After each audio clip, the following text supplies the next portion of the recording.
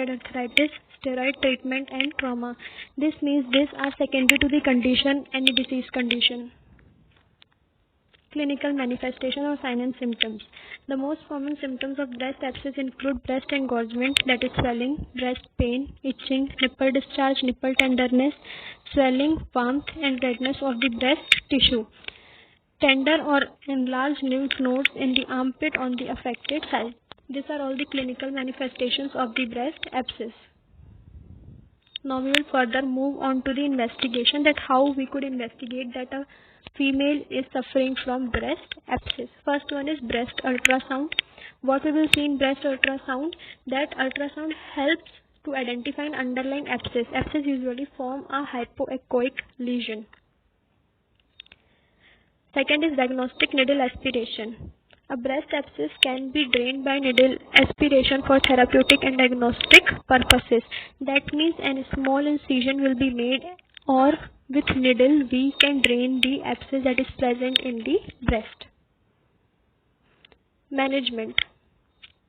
So for lactating abscess, the management is, it is treated with flucloxacillin 500 mg every 6 hours, or co-amoxiclav, that is also an antibiotic which is 375 mg, and it is given in 8 hours interval.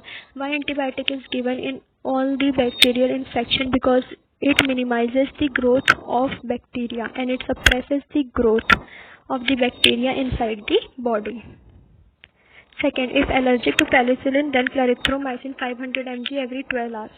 If a patient is hypersensitive to penicillin or any allergy to penicillin, then clarithromycin is the best substitute for penicillin, which is given in 500 mg every 12 hours, means 2 times a day.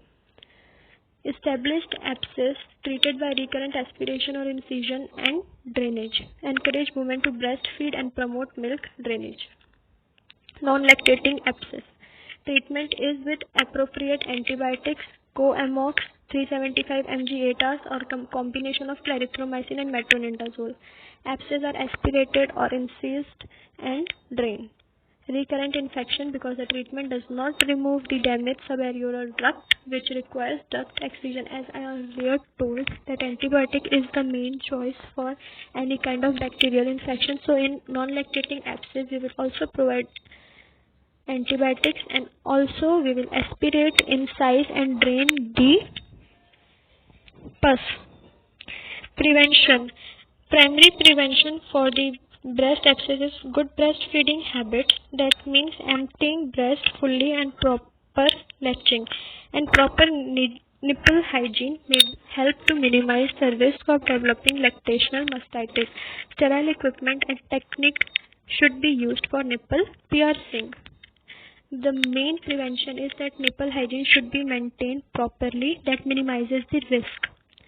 Now we will move to secondary prevention. Breastfeeding should be encouraged if feasible during lactation. Smoking should be avoided. Mastitis may increase the risk of transmission of HIV through breastfeeding. Therefore, if an HIV positive woman develops mastitis or an abscess, she should avoid breastfeeding from the affected side while the condition persists. So this was all about breast abscess. What is the meaning of breast abscess? What are the etiologies of breast abscess? Classification. We have all deal with breast abscess.